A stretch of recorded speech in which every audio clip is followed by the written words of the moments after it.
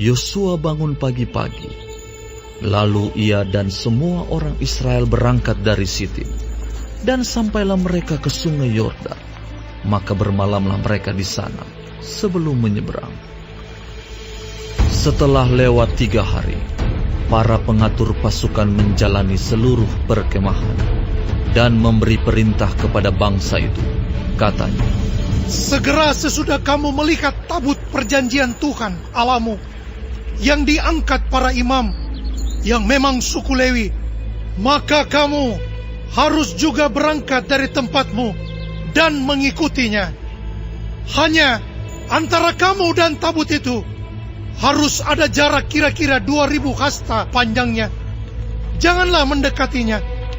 Maksudnya, supaya kamu mengetahui jalan yang harus kamu tempuh, sebab jalan itu belum pernah kamu lalui dahulu. Berkatalah Yosua kepada bangsa itu, kuduskanlah dirimu, sebab besok Tuhan akan melakukan perbuatan yang ajaib di antara kamu. Dan kepada para imam itu, Yosua berkata, demikian. Angkatlah tabut perjanjian dan menyeberanglah di depan bangsa itu.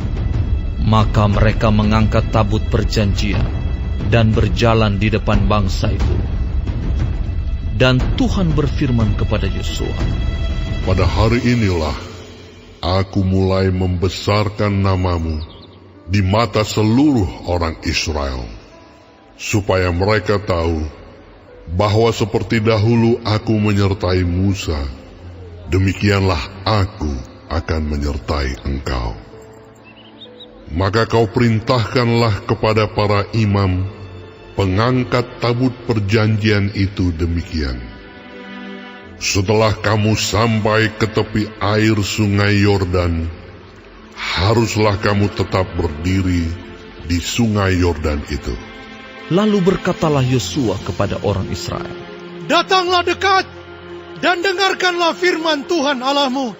Lagi kata Yosua, dari hal inilah akan kamu ketahui bahwa Allah yang hidup ada di tengah-tengah kamu, dan bahwa sungguh-sungguh akan dihalaunya orang Kanaan, orang Het, orang Hewi, orang Feris, orang Girgasi, orang Amori, dan orang Yebus itu dari depan kamu. Sesungguhnya tabut perjanjian Tuhan semesta bumi berjalan menyeberang di depan kamu, masuk ke sungai Yordan. Maka sekarang pilihlah 12 orang dari suku-suku Israel, seorang dari tiap-tiap suku. Segera sesudah kaki para imam pengangkat tabut Tuhan, Tuhan semesta bumi, berhenti di dalam air sungai Yordan, maka air sungai Yordan itu akan terputus.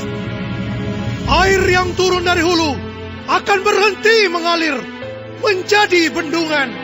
Ketika bangsa itu berangkat dari tempat perkemahan mereka untuk menyeberangi sungai Yordan, para imam pengangkat tabut perjanjian itu berjalan di depan bangsa itu.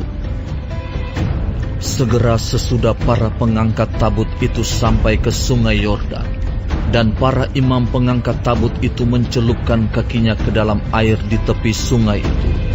Sungai Yordan itu sebak sampai meluap sepanjang tepinya selama musim menuai. Maka berhentilah air itu mengalir.